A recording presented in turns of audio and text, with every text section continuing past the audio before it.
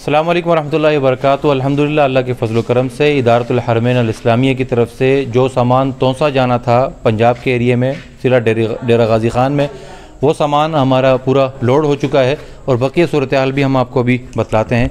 और ये सूरत हाल है इस वक्त, ये थोड़ा सा हमारे राशन बाहर रह गए और बाकी पूरा राशन, ये जो पानी के कार्टन थे ये कुछ फट गए तो इनको हम बोरों में अलग अलग से डाल के रख रहे हैं। और ये इस वक्त जो हमारे जो ट्रक है उसकी सूरत हाल ये है। अल्हम्दुलिल्लाह इसमें राशन पूरा आ चुका है इस वक्त और इसको रख दिया गया है।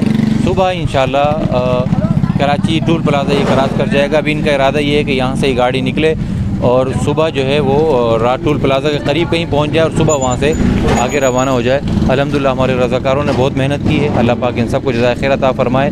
और ये जो सफ़र हो रहा है, अल्लाह पाक इस सफ़र में जितने साथी जा रहे हैं और उनके लिए भी आसानियाँ हों इसके अंदर बहुत।